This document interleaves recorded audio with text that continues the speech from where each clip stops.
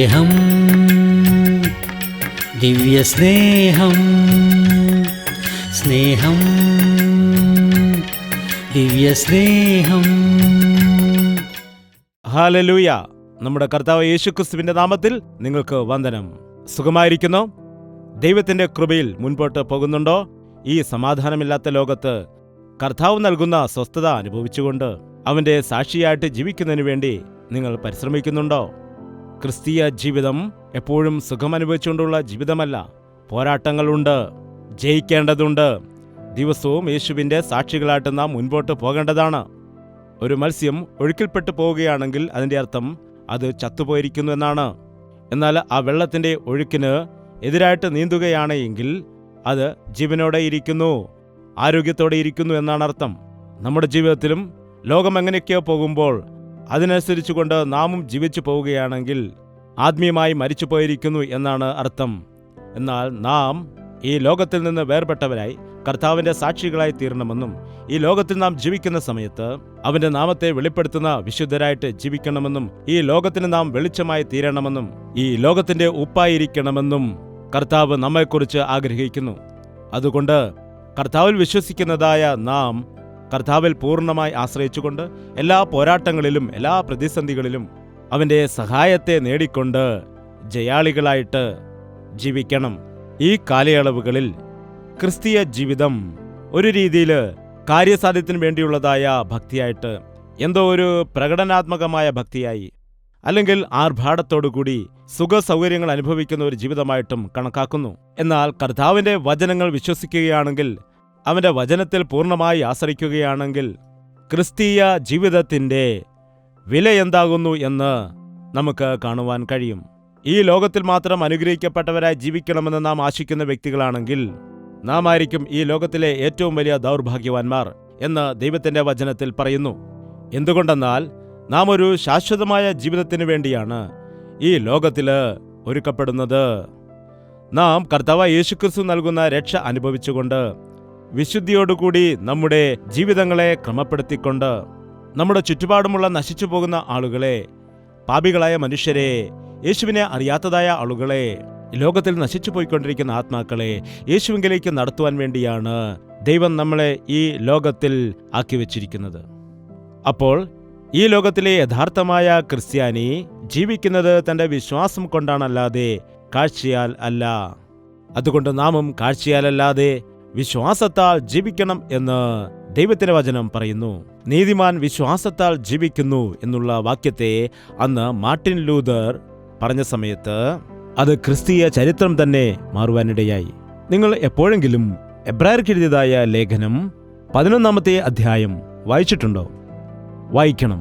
നിങ്ങൾ വായിക്കുകയാണെങ്കിൽ വിശ്വാസം എന്ന് വെച്ചാൽ എന്താണെന്ന് നിങ്ങൾക്ക് മനസ്സിലാക്കാൻ കഴിയും. അന്നുണ്ടായിരുന്ന ഭക്തന്മാർ വിശ്വാസത്തോടെ എങ്ങനെയാണ് കാര്യങ്ങൾ ചെയ്തത്, എങ്ങനെയാണ് ജീവിച്ചത്, അവർ എങ്ങനെയാണ് മരിച്ചത്, എങ്ങനെയായിരുന്നു അവരുടെ പ്രത്യാശ ജീവിതം എന്ന കാര്യങ്ങളെല്ലാം വ്യക്തമായിട്ട് ഈ ലേഖനം വായിക്കുമ്പോൾ നമുക്ക് മനസ്സിലാക്കുവാൻ കഴിയുന്നതാണ്. എബ്രായർക്ക് എഴുതിയതായ ലേഖനം 11 അധ്യായം 37 വാക്യം മുതൽ വായിക്കുന്നു. കല്ലേറേറ്റു, ഈർച്ചവാളാൽ അറുക്കപ്പെട്ടു, പരീക്ഷിക്കപ്പെട്ടു, വാളാൽ കൊല്ലപ്പെട്ടു, ജടയാടുകളുടെയും കോലാടുകളുടെയും തോൽ ധരിച്ച് ബുദ്ധിമുട്ടും ഉപദ്രവവും കഷ്ടവും സഹിച്ചു. കാടുകളിലും മലകളിലും ഗുഹകളിലും ഭൂമിയുടെ പിളർപ്പുകളിലും ഉഴന്ന് വലഞ്ഞു. ലോകം അവർക്ക് യോഗ്യമായിരുന്നില്ല. അവർ എല്ലാവരും വിശ്വാസത്താൽ സാക്ഷ്യം ലഭിച്ചിട്ടും വാഗ്ദത്ത നിവർത്തി പ്രാപിച്ചില്ല. അവർ നമ്മെ കൂടാതെ രക്ഷാപൂർത്തിയെ പ്രാപിക്കേണ്ടതിന് ദൈവം നമുക്ക് വേണ്ടി ഏറ്റവും നല്ലതൊന്ന് മുൻകരുതിയിരുന്നു. മനസ്സിലായോ? നാം പല സമയത്തും വിശ്വാസത്തിൽ കൂടി വൻ കാര്യങ്ങൾ ചെയ്യും, അത്ഭുത കാര്യങ്ങൾ ചെയ്യും, നാം ആശിക്കുന്ന കാര്യങ്ങളെ പ്രാപിച്ചെടുക്കും, ലോകത്തിൽ വലിയ സമ്പത്ത് നേടിയെടുക്കും, അത്ഭുത കാര്യങ്ങളെല്ലാം നാം നേടിയെടുക്കും എന്ന് പലപ്പോഴും നാം വചനം പറയാറുള്ളതാണ്. വിശ്വാസം എന്നത് അങ്ങനെയുള്ളതായ കാര്യങ്ങൾക്ക് വേണ്ടി മാത്രം ഉപയോഗിക്കുന്നുവെന്ന് ചിന്തിക്കുന്നു. എന്നാൽ ഇവിടെ നോക്കുക, അവർ വിശ്വാസത്താൽ കല്ലേറേറ്റു, ഈർച്ചവാളാൽ അറുക്കപ്പെട്ടു, പരീക്ഷിക്കപ്പെട്ടു, വാളാൽ കൊല്ലപ്പെട്ടു, ബുദ്ധിമുട്ട് അനുഭവിച്ചു, കഷ്ടത അനുഭവിച്ചു, പരീക്ഷ അനുഭവിച്ചു, ദാരിദ്ര്യം അനുഭവിച്ചു എന്ന് കാണുന്നു. നോക്കുക, ഈ ദിവസം വിശ്വാസ ജീവിതത്തിൽ വൻ കാര്യങ്ങൾ പ്രാപിച്ചെടുക്കാൻ നാം ആഗ്രഹിക്കുന്നു. എന്നാൽ കഷ്ടത അനുഭവിക്കുവാൻ, ഒരു നിന്ദ അനുഭവിക്കുവാൻ, ഒരു പരീക്ഷയെ നേരിടുവാനായി, ഒരു അപമാനം സഹിക്കുവാനായിട്ട്, ക്രിസ്തു നിമിത്തം നഷ്ടം സഹിക്കുവാൻ, ഒറ്റപ്പെടൽ അനുഭവിക്കുവാൻ, മനുഷ്യരാലുള്ള നിന്ദ അനുഭവിക്കുവാൻ, ഉപദ്രവം അനുഭവിക്കുവാൻ നാം വിശ്വാസത്തിൽ കൂടി എന്തുകൊണ്ടാണ് ഒരുങ്ങാത്തത്? വിശ്വാസികളായിരിക്കുന്ന നാം പരീക്ഷകളെയും കഷ്ടതയെയും എന്തുകൊണ്ട് ഭയപ്പെടണം? ലോകത്തെ നാം എന്തുകൊണ്ട് ഭയപ്പെടണം? ലോകത്തിൻ്റെ അവസ്ഥയെ കണ്ടിട്ട് നാം എന്തിന് ഓടിപ്പോകണം? നോക്കുക, യേശു ക്രിസ്തുവിൽ വിശ്വസിക്കുന്ന അവർ ക്രിസ്തുവിനു വേണ്ടി വൻ കാര്യങ്ങൾ ചെയ്യുന്ന കാര്യത്തിൽ എത്ര വിശ്വാസം കാണിക്കുന്നുവോ, അതുപോലെ അവൻ നിമിത്തം കഷ്ടത അനുഭവിക്കുവാൻ, നിന്ദ അനുഭവിക്കുവാൻ, അപമാനങ്ങൾ സഹിക്കുവാൻ ഒരുക്കമായിരിക്കുന്നു. അതെ, നീതിക്കു വേണ്ടി വിശന്ന് ദാഹിക്കുന്നവർ ഭാഗ്യവാന്മാർ, അവർക്ക് സംതൃപ്തി ലഭിക്കും. ദുഃഖിക്കുന്നവർ ഭാഗ്യവാന്മാർ, അവർക്ക് ആശ്വാസം ലഭിക്കും. എന്റെ നിമിത്തം ജനം നിങ്ങളെ നിന്ദിക്കുകയും പരിഹസിക്കുകയും നിങ്ങളെക്കുറിച്ച് അനാവശ്യമായ കാര്യങ്ങൾ പറഞ്ഞു വരുത്തുമ്പോൾ നിങ്ങൾ ഭാഗ്യവാന്മാർ. സ്വർഗത്തിൽ നിങ്ങളുടെ പ്രതിഫലം വലുത് ആകൊണ്ട് നിങ്ങൾ സന്തോഷിച്ചു ഉല്ലസിപ്പിൻ എന്ന് കർത്താവ് പറയുവാനിടയായി. എങ്കിൽ ക്രിസ്തു നിമിത്തം ഒരു നിന്ദ വരികയാണെങ്കിൽ, കഷ്ടത വന്നാൽ, ഉപദ്രവം സഹിക്കേണ്ടി വന്നാൽ, ഒരു പ്രതികൂലമുണ്ടായാൽ എന്താണ് കുഴപ്പം? ഒരുപക്ഷെ നാം കൊല്ലപ്പെടുകയാണെങ്കിൽ അതിൽ നാം ഭയപ്പെടേണ്ട കാര്യമില്ല. നാം രക്തസാക്ഷികളായിട്ട് മാറുകയാണല്ലോ. വിശ്വാസത്തിൽ കൂടി നമുക്ക് എന്തും സഹിക്കുവാൻ കഴിയണം. കഷ്ടതയും നിന്ദയും അപമാനവും ദാരിദ്ര്യവും വിശ്വാസത്തിൽ കൂടി നമുക്ക് അത് സന്തോഷത്തോടെ സഹിക്കുവാൻ കഴിയും. കാരണം ശാശ്വതമായ ലോകം എനിക്ക് വേണ്ടി കർത്താവ് ഒരുക്കുന്നതാണ്. വിശപ്പും ദാഹവുമില്ലാത്ത രാജ്യത്തിലാണ് ഞാൻ വസിക്കാൻ പോകുന്നത്. ഈ ലോകത്തിലെ കഷ്ടത ക്ഷണികമാണ് എന്നൊരു വിശ്വാസി എപ്പോഴും മനസ്സിലാക്കാനിടയാകുന്നു.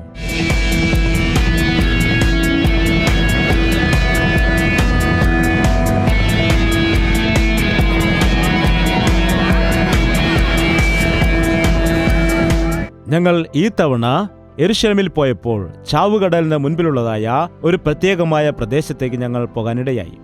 ഇത് വലിയ ഒരു മരുഭൂമിയായി കിടക്കുകയാണ്. ഇത് സമുദ്രനിരപ്പിന് താഴെയാണുള്ളത്.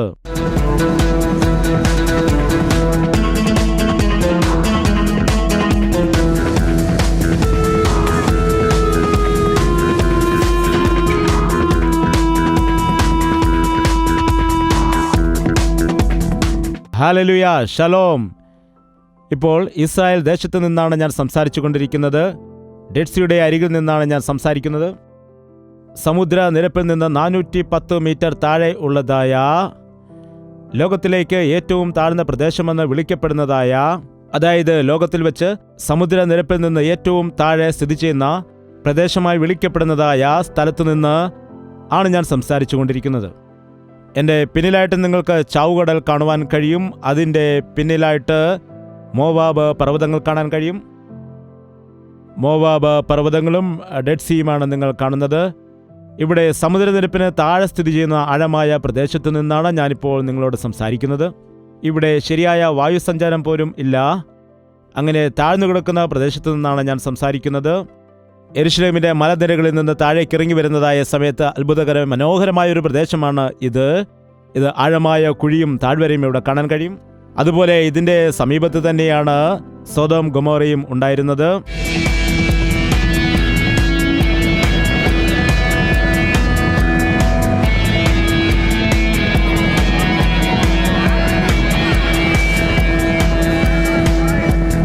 പിന്നിലാട്ട് മോവാബ് പർവ്വതങ്ങൾ, ഡെഡ് സീ. ഇവിടെ വെച്ചാണ് യെശയ്യാവിന്റെ ഗ്രന്ഥത്തെ കണ്ടുപിടിക്കാനിടയായത്. ആ ഗ്രന്ഥത്തെ ചുരുളുകൾ ആയിട്ട് ഒരു കുടത്തിനുള്ളിൽ അടച്ച നിലയിൽ ഒരു ആട്ടിടയന് അത് ലഭിക്കുവാൻ ഇടയായി. അദ്ദേഹത്തിന് ആകസ്മികമായി കിട്ടിയതായ കുടം തുറന്നു നോക്കിയ സമയത്താണ് യെശയ്യാവിന്റെ ഗ്രന്ഥം ലഭിക്കുവാനിടയായത്. നമുക്ക് വേണ്ടി എത്രയോ വർഷങ്ങളായിട്ട് ദൈവത്തിന്റെ അത്ഭുതകരമായ വചനത്തെ, വാക്യത്തെ കർത്താവ് അത്ഭുതകരമായിട്ട് സൂക്ഷിച്ചു വെച്ച് നമുക്കിതിപ്പോൾ ബൈബിളായിട്ട് നൽകിയിരിക്കുന്നതിനെ ഓർത്ത് കർത്താവിനെ സ്തുതിക്കുകയും മഹത്വപ്പെടുത്തുകയും ചെയ്യുന്നു. ഇവിടെ വളരെ ചൂടുള്ള കാലാവസ്ഥയാണ്. സമുദ്രത്തിന്റെ തീരത്തായിരിക്കുന്നു.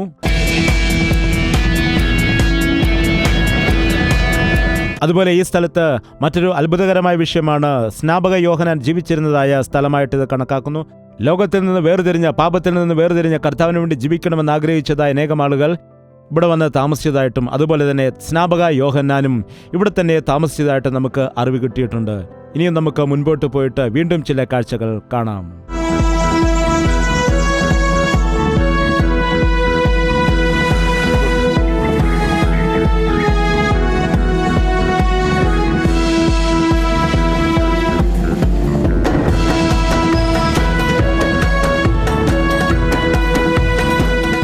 ഹല്ലേലൂയ. റെഡ് സീയുടെ അരികിലായിട്ടാണ് ഞങ്ങൾ ഇപ്പോൾ ആയിരിക്കുന്നത്. സമുദ്രനിരപ്പിൽ നിന്ന് 410 മീറ്റർ താഴെയായിട്ടാണ് ഞങ്ങളിപ്പോൾ ആയിരിക്കുന്നത്. ഇവിടെ നിന്നാണ് ഞാൻ നിങ്ങളോട് സംസാരിക്കുന്നത്. ലോകത്ത് തന്നെ ഏറ്റവും ആഴമുള്ളതായ പ്രദേശമായി വിളിക്കപ്പെടുന്ന ഡെഡ് സീ, അതിൻ്റെ പരിസര പ്രദേശം, അവിടെ നിന്നുകൊണ്ട് ദൈവത്തിൻ്റെ വചനം എത്ര മഹത്വം ഉള്ളതാണെന്ന് പറയുന്നതിന് വേണ്ടിയിട്ട് ഞാൻ പരിശ്രമിക്കുകയാണ്.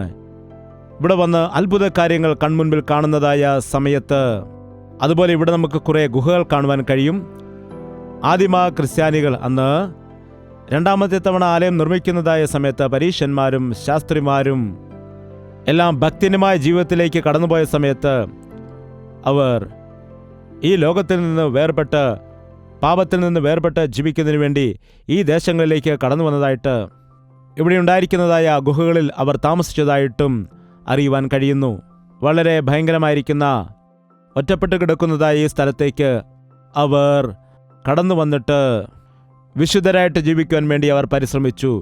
ഈ മരുഭൂമിയിൽ വെള്ളം എവിടെ നിന്ന് കിട്ടുന്നു നോക്കുമ്പോൾ നമുക്ക് കാണുവാനായിട്ട് കഴിയും. മഴ പെയ്യുന്നതായ സമയത്ത് പർവ്വതങ്ങളിൽ നിന്നും ഒഴുകി വരുന്നതായ വെള്ളം ദ്വാരങ്ങളിൽ കൂടി ഒഴുകി വരുമ്പോൾ അതിവിടെ സംഭരിച്ചു വെക്കും. ആ സംഭരിച്ചു വെച്ചതായ വെള്ളം 1 വർഷത്തോളം അവർ ഉപയോഗിക്കുകയും ചെയ്യുമായിരുന്നു. എല്ലാ ദിവസവും 2 നേരം കുളിച്ചുകൊണ്ട് കർത്താവിനോട് പ്രാർത്ഥിച്ചുകൊണ്ട് അവർ ഇവിടെ ജീവിക്കുമായിരുന്നു. അതുപോലെ സ്നാപക യോഹന്നാനും ഇതേ ദേശത്ത് തന്നെ വളർന്നതായിട്ടും ഇവിടെ തന്നെ ജീവിച്ചതായിട്ടും തെളിയിക്കപ്പെട്ടിരിക്കുന്നു. ഭക്തന്മാർക്ക് കുളിക്കുന്നതിന് വേണ്ടി പ്രത്യേകം നിർമ്മിച്ചിരിക്കുന്ന ഒരു ഇടം നമുക്ക് ഇവിടെ, കുളം പോലുള്ള ഒരു സ്ഥലം നമുക്ക് കാണുവാൻ കഴിയും. ഈ കുളത്തിൽ വെള്ളം സംഭരിച്ചിട്ടാണ് അവരിവിടെ വന്ന് കുളിക്കുകയും അതുപോലെ ഇവിടെ നിന്ന് അവർ ഈ സ്റ്റെപ്പുകളിൽ കൂടി കയറിപ്പോവുകയും ചെയ്തുകൊണ്ടിരുന്നത്. ഇത് മരുഭൂമിയായിരിക്കുന്നത് കൊണ്ട് ഈ നിർമ്മിതി ഇങ്ങനെ തന്നെ കാത്തു സൂക്ഷിക്കുവാനായിട്ട് ഇത്രയും വർഷങ്ങളായിട്ടും ഈ ജനതയ്ക്ക് സാധിക്കുന്നു. അത് കാണുമ്പോൾ വളരെ അത്ഭുതകരമാണ്. വിശുദ്ധിയോടെ ജീവിക്കാൻ ആഗ്രഹിക്കുന്ന ആളുകൾ ഇവിടെ വന്നാണ് താമസിക്കുകയൊക്കെ ചെയ്തുകൊണ്ടിരുന്നത്. അതുപോലെ സ്നാപക യോഹന്നാനും ഈ പ്രദേശത്ത് താമസിച്ചതായിട്ട് കണക്കാക്കപ്പെടുന്നു.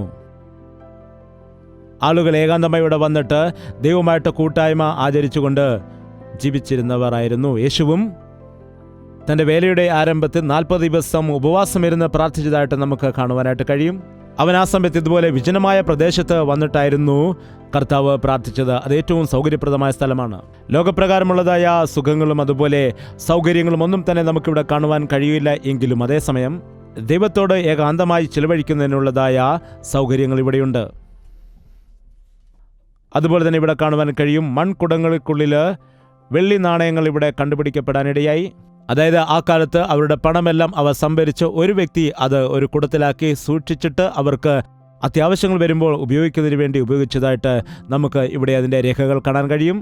അതുകൊണ്ട് അന്നുണ്ടായിരുന്ന വിശുദ്ധന്മാർ എങ്ങനെയാണ് പണം കൈകാര്യം ചെയ്തതെന്നും അതുപോലെ തന്നെ പണത്തിന് അത്രമാത്രം പ്രാധാന്യം കൊടുക്കാതെ എല്ലാവരുടെയും ആവശ്യത്തിന് ഉതകുന്ന രീതിയിൽ അത് ഉപയോഗിച്ചിരുന്നുവെന്നും നമുക്ക് ഇതുകൊണ്ട് കാണുവാൻ കഴിയും. അവർ കർത്താവിനെ മഹത്വപ്പെടുത്തി ജീവിച്ചതിനെ ഓർത്ത് നമുക്ക് ദൈവത്തെ സ്തുതിക്കാം. പർവ്വതത്തിൽ നിന്ന് മഴയുണ്ടാകുന്ന സമയത്ത് വെള്ളം ഒഴുകി വരുന്നതായ സമയത്ത് അവർ ഇവിടെയാണത് സംഭരിച്ച് സൂക്ഷിച്ചിരുന്നത്. അതിനുവേണ്ടി അവർ ഒരു കിണർ കുഴിച്ചിരിക്കുന്നു. അതിനുവേണ്ടി വളരെ കഷ്ടപ്പെട്ട് കുഴിച്ചതായിട്ട് കാണാൻ കഴിയും.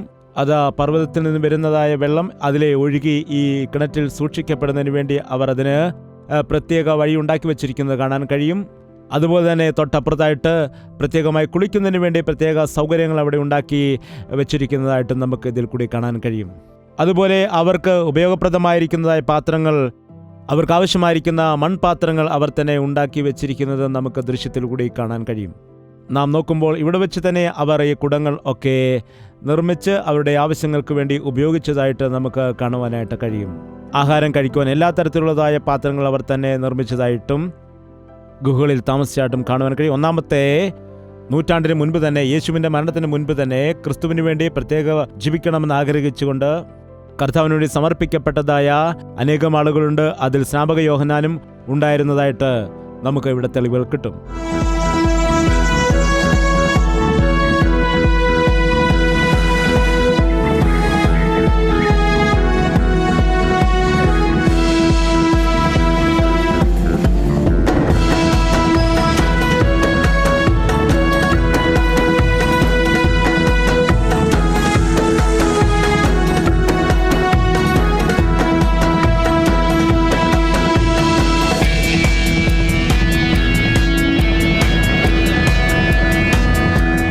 ഈ സ്ഥലത്ത് എല്ലാവരും ഒരുമിച്ചിരുന്ന ഭക്ഷണം കഴിക്കുന്നതിന് വേണ്ടി ഒരു ഡൈനിങ് റൂം എന്ന രീതിയിൽ തയ്യാറാക്കിയതായ ഭക്ഷണ സ്ഥലമായിട്ട് കാണുവാൻ കഴിയും.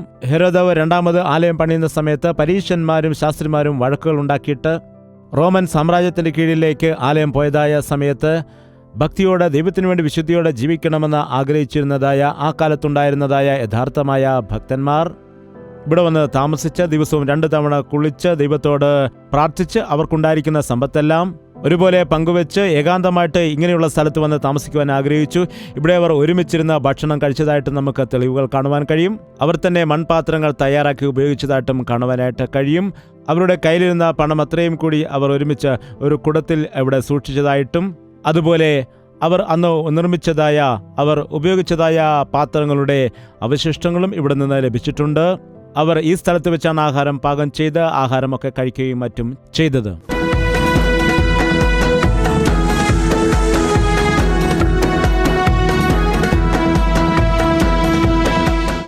അതുപോലെ സ്നാപക യോഹന്നാനും വെട്ടുക്കിളിയും കാട്ടുതേനും ഭക്ഷിച്ച് ജീവിച്ചതായിട്ട് കാണുവാൻ കഴിയും. ഇതുപോലെ നിർജ്ജന പ്രദേശത്ത് അതിനേക്കാൾ ശ്രേഷ്ഠമായ ആഹാരം ലഭിക്കില്ല. അവർ ദൈവത്തോടുള്ള കൂട്ടായ്മ മുറുകെ പിടിച്ചതുകൊണ്ട് ആഹാരത്തിന്റെ കാര്യത്തിൽ അത്ര വലിയ ശ്രദ്ധയൊന്നും ചെലുത്തിയിട്ടില്ല. അവർ ദൈവമായിട്ടുള്ള കൂട്ടായ്മയ്ക്കാണ് വില കൊടുത്തത് എന്ന് നമുക്ക് ഇവരുടെ ജീവിത രീതി കൊണ്ട് മനസ്സിലാക്കാൻ കഴിയും. അതുപോലെ അവരുടെ ആഹാരരീതി നോക്കുമ്പോൾ അത്തിപ്പഴവും കാട്ടുതേനും ആയിരിക്കുന്നുവെന്ന് നമുക്ക് ഇവിടെ നിന്ന് തെളിവുകൾ ലഭിക്കുന്നുണ്ട്. ഇനിയും നമുക്ക് മുമ്പോട്ട് പോകുമ്പോൾ ആഴമുള്ളതായ ഇവിടെ പ്രദേശങ്ങൾ കാണുവാൻ കഴിയും. ഇവിടെയാണ് ഭക്തന്മാർ ഏകാന്തമായിട്ട് ഭക്തന്മാർ ജീവിച്ചതെന്നോർക്കുമ്പോൾ നമുക്ക് തീർച്ചയായിട്ടും അതിശയം ഉണ്ടാകും.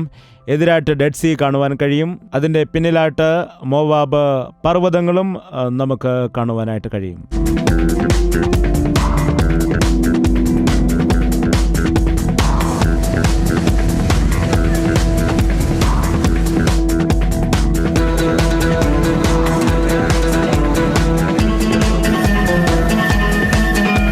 അവിടെ നമുക്ക് മോവാബ് പർവ്വതം ദൂരെയായിട്ട് കാണുവാൻ കഴിയും. അതിൻ്റെ അടുത്ത് തന്നെ ഡെഡ് സീ കാണുവാൻ കഴിയും. അതുപോലെ തന്നെ ചുറ്റും വലിയ വലിയ പർവ്വതങ്ങൾ കാണാൻ കഴിയും. ഇവിടെയെല്ലാം ഉയരമുള്ള പർവ്വത ശിഖരങ്ങൾ കാണാൻ കഴിയും. അവിടെ നാം കാണുമ്പോൾ വളരെ ആഴത്തിൽ കാണുന്നതായിട്ടൊരു പ്രദേശമായിട്ട് കാണാൻ കഴിയും. സമുദ്രനിരപ്പിൽ നിന്ന് ഏകദേശം 410 മീറ്റർ താഴ്ചയിൽ കിടക്കുന്നതായ ഒരു പ്രദേശമാണ് ഇത് എന്ന കാര്യം വീണ്ടും നിങ്ങളോട് ഞാൻ പ്രത്യേകമായിട്ട് ഓർമ്മിപ്പിക്കുകയാണ്. ആദിമ ഭക്തന്മാർ ഇവിടെ തന്നെ വന്നിട്ട് ഏകാന്തമായി ജീവിതം നയിച്ചതിനായിട്ട് ഇവിടെ തന്നെ പാത്രങ്ങൾ തയ്യാറാക്കി ആഹാരമൊക്കെ പാകം ചെയ്ത് ഇവിടെ തന്നെ അവർ അവരുടെ കാര്യങ്ങളെല്ലാം ചെയ്തതായിട്ട് നമുക്ക് കാണുവാനായിട്ട് കഴിയും. അതുപോലെ ഇവിടെ താമസിച്ചതായ സമയത്ത് അവർ 2 തരവും ശരീരം വൃത്തിയാക്കുന്നതിന് വേണ്ടി പർവ്വതത്തിൽ നിന്ന് ഒഴുകിയിറങ്ങുന്നതായ വെള്ളം ഇവിടെ തന്നെ ആഴമുള്ള ഒരു കിണറിൽ സംഭരിച്ചു വെച്ചിട്ട് ആ വെള്ളം ഉപയോഗിച്ച് അവർ കുളിക്കുകയും അവരുടെ കാര്യങ്ങളൊക്കെ ചെയ്തതായിട്ട് നമുക്ക് കാണുവാനായിട്ട് കഴിയും. ഇതിൽ നാം ചിന്തിക്കുന്ന സമയത്ത് പ്രധാനപ്പെട്ട വിഷയം എന്താണെന്ന് വെച്ചാൽ സ്നാപക യോഹന്നാനും ഇവിടെ വിശുദ്ധന്മാരോടൊത്ത് താമസിച്ചതായിട്ട് രേഖകൾ വെളിപ്പെടുത്തുന്നു. സ്നാപക യോഹന്നാൻ പെട്ടെന്ന് ഒരു ദിവസം അദ്ദേഹത്തിന്റെ 30-ാമത്തെ വയസ്സിൽ വെളിയിലേക്ക് വരികയും യേശു ക്രിസ്തുവിന്റെ വരവിന് വേണ്ടി വഴിയൊരുക്കുന്നവനായിട്ട് വന്നിരിക്കുന്നു എന്ന് പറയുകയും അദ്ദേഹം കാട്ടുതേനും വെട്ടുക്കിളിയും ഒക്കെ ചെന്ന് ജീവിക്കുകയും ചെയ്ത വ്യക്തിയായിട്ട് നമുക്ക് കാണുവാനായിട്ട് കഴിയും. മരുഭൂമിയിൽ നിന്ന് വിളിച്ചു പറയുന്നവന്റെ വാക്കാണിത് എന്ന് പറഞ്ഞ് പ്രസംഗിച്ചതായ യോഹന്നാനെ കുറിച്ച് നമുക്കറിയാവുന്നതായ കാര്യമാണ്. അങ്ങനെ ഭക്തന്മാർ ജീവിച്ചതായ ഈ വിശുദ്ധ സ്ഥലത്തെ കാണുവാനും നിങ്ങൾക്ക് അതിനെക്കുറിച്ച് വർണ്ണിക്കുവാനും ദൈവം നൽകിയ അവകാശത്തെ ഓർത്ത് ഞാൻ കർത്താവിനെ സ്തുതിക്കുകയാണ്.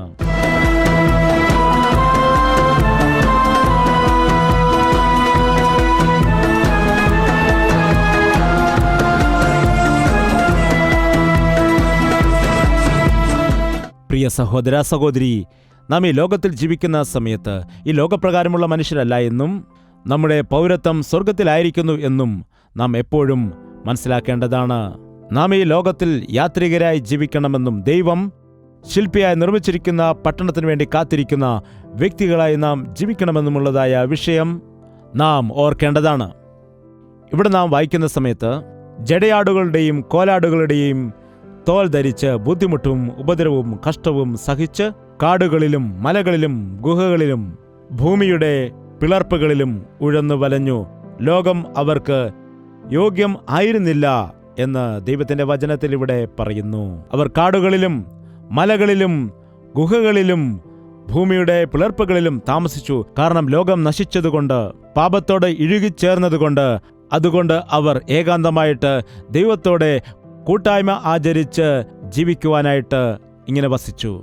അവർ എല്ലാവരും വിശ്വാസത്താൽ സാക്ഷ്യം ലഭിച്ചിട്ടും വാഗ്ദത്ത നിവർത്തി പ്രാപിച്ചില്ല. അവർ നമ്മെ കൂടാതെ രക്ഷാപൂർത്തി പ്രാപിക്കേണ്ടതിന് ദൈവം നമുക്ക് വേണ്ടി ഏറ്റവും നല്ലതൊന്ന് മുൻകരുതിയിരുന്നു. നിങ്ങൾ ശ്രദ്ധിക്കണം. ഒരുപക്ഷെ നിങ്ങൾ ചോദിച്ചേക്കാം, അന്നുണ്ടായിരുന്ന ഭക്തന്മാർ ആടുകളുടെ തോൽ ധരിച്ചുകൊണ്ട് കാടുകളിലും മരുഭൂമിയിലും ജീവിച്ചിരുന്നല്ലോ, പിന്നെ നിങ്ങൾ എന്തുകൊണ്ടാണ് കോട്ടും സൂട്ടുമൊക്കെ ധരിച്ചുകൊണ്ട് കാറിലും വിമാനത്തിലും യാത്ര ചെയ്ത് ലോകത്തിൽ ജീവിക്കുന്നത് എന്ന് ചോദിച്ചേക്കാം. സത്യമാണ്, അന്നത്തെ ഭക്തന്മാർക്കുണ്ടായിരുന്നതായ കഷ്ടത ഇന്ന് നമുക്കില്ല.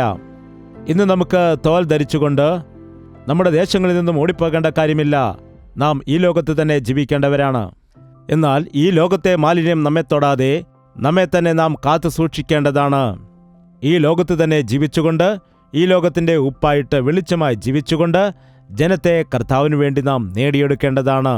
ആ കാലത്തിലെ പഴയ നിയമ ഭക്തന്മാർക്കും പുതിയ നിയമ ആരംഭകാലത്തിലെ ഭക്തന്മാർക്കും നമുക്കും തമ്മിലുള്ളതായ വ്യത്യാസം എന്താണെന്ന് വെച്ചാൽ, നോക്കുക, വചനം ഇപ്രകാരം പറയുന്നു: അവർ എല്ലാവരും വിശ്വാസത്താൽ സാക്ഷ്യം ലഭിച്ചിട്ടും വാഗ്ദത്ത നിവർത്തി പ്രാപിച്ചില്ല. അവർ നമ്മെ കൂടാതെ രക്ഷാപൂർത്തി പ്രാപിക്കേണ്ടതിന് ദൈവം നമുക്ക് വേണ്ടി ഏറ്റവും നല്ലതൊന്ന് മുൻകരുതിയിരുന്നു.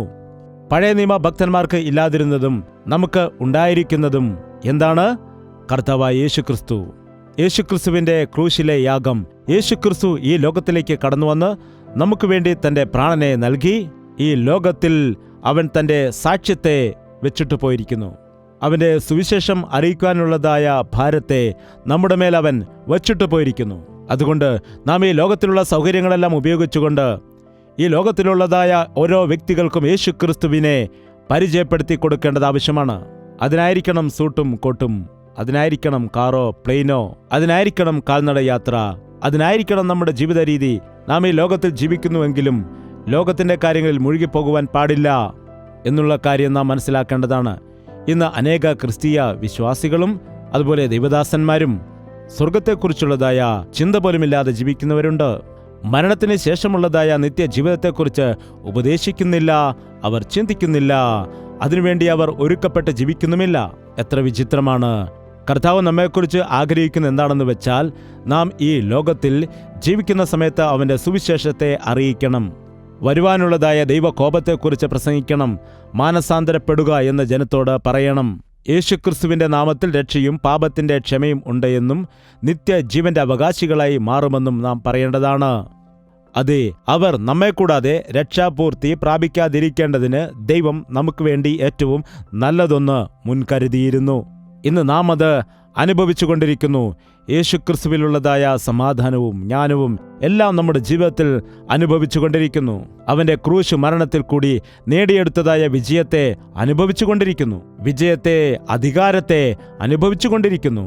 അവന്റെ നാമത്തിൽ ഭൂതങ്ങളെ പുറത്താക്കുവാനായിട്ട്, അവന്റെ നാമത്തിൽ രോഗികൾക്ക് സൗഖ്യം കൊടുക്കാൻ, അവന്റെ നാമത്തിൽ അത്ഭുത പ്രവൃത്തികൾ ചെയ്തുകൊണ്ട് അവനിൽ ജനം വിശ്വസിക്കുന്നതിനു വേണ്ടി, അവനു വേണ്ടി ജീവിക്കുന്നതിന് ദൈവം നമ്മെ തിരഞ്ഞെടുത്തിരിക്കുന്നു. അന്നുണ്ടായിരുന്ന പഴയ നിയമ ഭക്തന്മാരെക്കാൾ ഈ കാലത്തുണ്ടായിരിക്കുന്ന നാം ഏറ്റവും കൂടുതൽ അനുഗ്രഹിക്കപ്പെട്ടിരിക്കുന്നു, നന്മ പ്രാപിച്ചിരിക്കുന്നു. അന്നുണ്ടായിരുന്ന യഹൂദന്മാരെക്കാൾ ഇന്നുണ്ടായിരിക്കുന്നതായ വിശ്വാസികളായ നാം എത്രയോ അനുഗ്രഹം പ്രാപിച്ചിരിക്കുന്നു. ഞാൻ എല്ലാ കാലത്തും നിങ്ങളോടൊപ്പം തന്നെയുണ്ട് എന്നുള്ള കർത്താവിന്റെ വാഗ്ദത്തത്തെ നാം പ്രാപിച്ചിരിക്കുന്നു. അതുകൊണ്ട് പ്രിയ സഹോദര സഹോദരി, ആട്ടിന്റെ തോല് ധരിക്കേണ്ട ആവശ്യമോ ഗുഹകളിലോ കാടുകളിലോ പോയി താമസിക്കേണ്ട ആവശ്യമോ നമുക്ക് ഇല്ല. അങ്ങനെയുള്ള കഷ്ടതയും അങ്ങനെയുള്ള സാഹചര്യവും നമുക്ക് ഇല്ല. എന്നാൽ ഇന്ന് നാം പട്ടണങ്ങളിൽ താമസിക്കുമ്പോഴും ഗ്രാമങ്ങളിൽ നാം നിവസിക്കുമ്പോഴും നല്ല വസ്ത്രം നാം ധരിക്കുന്ന സമയത്ത്, നല്ല ആഹാരം നാം കഴിക്കുന്ന സമയത്ത്, എല്ലാ സൗകര്യങ്ങളും ഉണ്ടായിരിക്കുമ്പോഴും കർത്താവിനു വേണ്ടി വിശ്വാസത്തോടെയുള്ളതായ ജീവിതം നയിക്കേണ്ടതായ ആവശ്യമുണ്ട്. നാം ഈ ലോകത്തിൽ ആയിരിക്കണമെന്നാൽ ലോകം നമ്മിലായിരിക്കുവാൻ പാടില്ല. കർത്താവിന് നമ്മെക്കുറിച്ചുള്ള ഉദ്ദേശങ്ങൾ എന്തൊക്കെയാണ്? നമ്മുടെ ജീവിതം നാം എങ്ങനെ കാത്തുസൂക്ഷിക്കണം? അവന്റെ സത്യസുവിശേഷം എങ്ങനെ നമുക്ക് പ്രസംഗിക്കണം? അവനെ അറിയാത്ത ആളുകൾക്ക്, കർത്താവിനെ അറിയാത്ത ആളുകളെ എങ്ങനെ കർത്താവിന് വേണ്ടി നേടിയെടുക്കുവാൻ കഴിയും എന്ന് ആഗ്രഹമുള്ള വ്യക്തികളായിട്ട് നാം ജീവിക്കേണ്ടതാണ്. അതെ, യേശുവിനു വേണ്ടി കഷ്ടത അനുഭവിക്കാൻ ഒരുക്കമുള്ളവരായിരിക്കണം. ദുഃഖമാണെങ്കിലും കുഴപ്പമില്ല, സന്തോഷമാണെങ്കിലും കുഴപ്പമില്ല, നിന്ദയാണെങ്കിലും സന്തോഷമാണ്, ഒറ്റപ്പെടലാണെങ്കിലും സന്തോഷമാണ്, ഉണ്ടെങ്കിലും സന്തോഷം, ഇല്ലായ്മയിലും സന്തോഷം. കർത്താവിൽ വിശ്വസിക്കുന്നവർക്ക് സാഹചര്യങ്ങൾ എന്തൊക്കെയായാലും ശരി, അവനിൽ പൂർണ്ണ ആശ്രയം വെച്ചിരിക്കുന്നതുകൊണ്ട് എല്ലായ്പ്പോഴും സന്തോഷത്തോടെ ജീവിക്കുവാൻ കഴിയും. പ്രിയ സഹോദര സഹോദരി, ഈ അന്ത്യകാലത്ത് പുറമെ ഭക്തിയുള്ളവരായിട്ട് നടിച്ച് അതിന്റെ ശക്തി അനുഭവിക്കാൻ കഴിയാത്തവരായിരിക്കാതെ, ഭക്തിയുടെ വേഷം ധരിച്ചുകൊണ്ട് ഹൃദയശുദ്ധി ഇല്ലാത്തവരായിട്ടുള്ള ജീവിതം നയിക്കാതെ, ഹൃദയങ്ങളെ പരിശോധിച്ചറിയുന്ന കർത്താവിന്റെ മുൻപിൽ ശുദ്ധ ഹൃദയത്തോടെ തന്നെ നമുക്ക് ജീവിക്കാം. വിശ്വാസം അത്ഭുത പ്രവൃത്തികൾ ചെയ്യുന്നതിന് വേണ്ടി മാത്രമല്ല, കഷ്ടതയും നിന്ദയും ഒറ്റപ്പെടലും അനുഭവിക്കുവാനും, ക്രിസ്തുവിനു വേണ്ടി നഷ്ടങ്ങൾ സഹിക്കുന്നതിനു വേണ്ടി, ദ്രോഹം സഹിക്കുവാനായി, നിന്ദ സഹിക്കുവാനായി, അപമാനിക്കപ്പെടുവാനായി, ആവശ്യമാണെങ്കിൽ നമ്മുടെ ജീവനെപ്പോലും നൽകിക്കൊടുക്കുവാനായി ഒരുക്കമായിരിക്കണം. അതിനുള്ള കൃപ നമുക്കെല്ലാവർക്കും ദൈവം നൽകുമാറാകട്ടെ. പ്രാർത്ഥന.